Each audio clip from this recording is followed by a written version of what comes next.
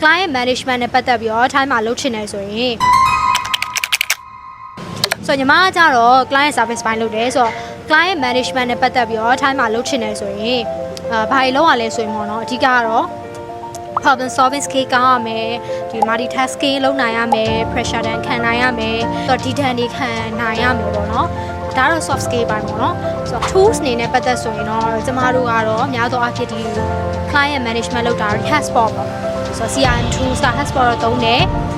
အဓိကအနေနဲ့ပေါ့နော် Microsoft related tools ဒါကတော့ဒီကိုယ့်ရဲ့ဒီ internet team ပေါ့ internet team communication ပိုင်းကြတော့ဒီ data တွေကိုကျမတို့ Microsoft နဲ့သုံးတာမျိုးတွေရှိရပေါ့နော်အဓိကတော့အဲ့လောက်ပဲclient management ပိုင်းက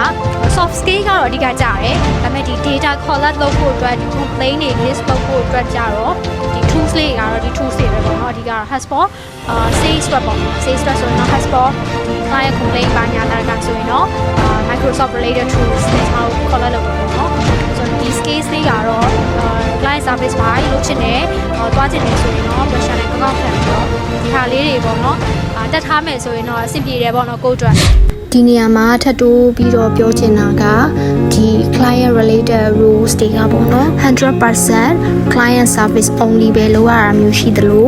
client service အပိုင်းနဲ့ဒီ sale ပိုင်းနဲ့ကိုရောပြီးတော့လုပ်ရတဲ့ position တွေလည်းရှိတယ်ဆိုတော့ဒီ sale ပိုင်းမှာဆိုရင်ဒီ cross sale up sale direct sale inbound outbound ဒီလိုမျိုးပေါ့နော် company တစ်ခုချင်းစီရဲ့ structure ပေါ်မှာမူတည်ပြီးတော့꿰သွားတာပဲရှိလိမ့်မယ်အဲ့ဒါအပြင်မှာနောက်တစ်ခုအရေးကြီးတာက language ပေါ့နော် sale ပိုင်းနေကြတော့ဒီမှာကဒီနိုင်ငံခြား company တွေ FDI နေများတဲ့အတွက်ကိုက English only နဲ့ပဲအလုပ်ရှောက်မယ်တိုးမယ်ဆိုလဲအဆင်ပြေတယ်ဒါပေမဲ့ဒီ CS position တွေကြတော့တကယ်လို့ပေါ့နော်ကိုရှောက်တဲ့အလုပ်ကိုရတဲ့အလုပ်ကဒီ